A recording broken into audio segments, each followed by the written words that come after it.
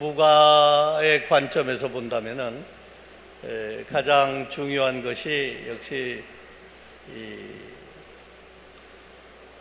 북극 항로의 가능성이죠. 지금 아까 말씀하시는 걸 들었더니 1년에 7달 정도가 지금 상당히 그 에너지 수요 공급을 하는 데 있어서 북극 항로가 활용된다는 말씀을 하셨는데, 그것이 앞으로 이제 5년, 10년 후에는 상당히 그 가속화된 속도로 그 가능성이 많이 열릴 것으로 예상을 하고 있습니다. 그런 새로운 길이 열린다는 것. 또 하나는 제가 모두에도 말씀드렸지만은 이 손바닥 위에서 열리는 이런 신기술에 의한 여러 가지 가능성. 이런 가능성을 결국 우리가 어떻게 활용을 해서 이 동북아 지역이 특히 서로 협력해서 공동 번영을 해 나가고, 또 우리가 지금 현재 겪고 있는 이런 고용 청년 실업 문제, 또 저성장 문제, 이런 문제를 어떻게 극복할 것인가가 저는 중요하다고 생각합니다. 저는 해답은 역시 아까 이광재 원장이 발표한 대로 도시간 협력을 어떻게 우리가 만들어 나갈 것이냐.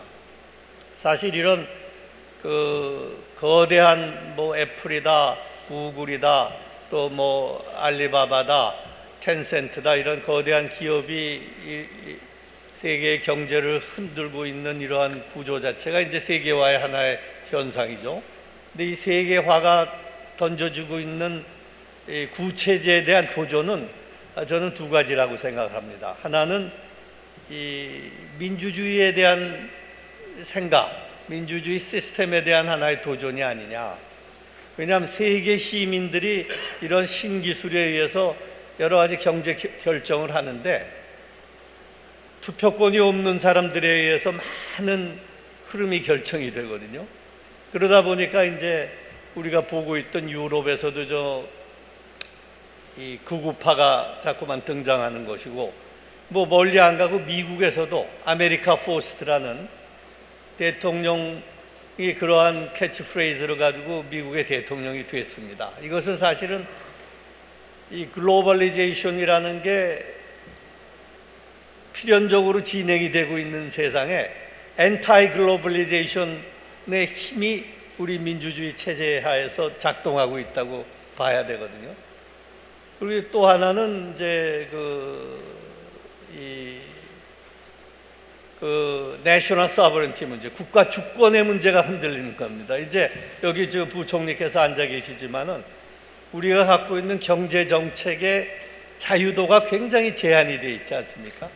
많은 부분이 소위 과거의 주권에 의해서 결정될 수 있었던 부분이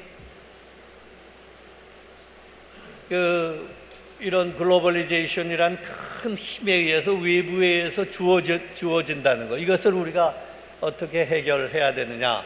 근데 그럼에도 불구하고 물리적으로 열리는 북극 항로, 또 중국 정부가 또 엄청난 돈을 들여서 열어가는 새로운 길들, BRI 이니셔티브를 통해서, 그리고 또 사이버 공간에서 일어나는 이런 아주 기술 발전에 의한 세계화의 어떤 필연성, 이런 기회를 우리가 그럼 과연 이 국가라는 국경 또는 주권, 현재 민주 체제, 투표권을 행사하는 이익 집단에 의해서 제약받는 이것을 어떻게 넘어설까의 문제인데, 그건 역시 도시간 협력밖에 없을 것 같아요. 그 도시간 협력이라는 것이 물론 쉬운 일이 아니죠. 왜냐하면 도시라는 것이 주권이라는 것에 의해서 어느 정도 제한이 될 수밖에 없지만은, 지금 우리나라에 이미 설정된 8개의 경제자유도시, 경제자유교육, 중국의 7개, 일본의 8개, 또 러시아의 1개, 이런 경제자유 지역이 이러한 새롭게 주어지는 기회를 극대화시킬 수 있는 어떤 성공 모델을 만들어 나가야 되는 것이죠. 그런 게 이제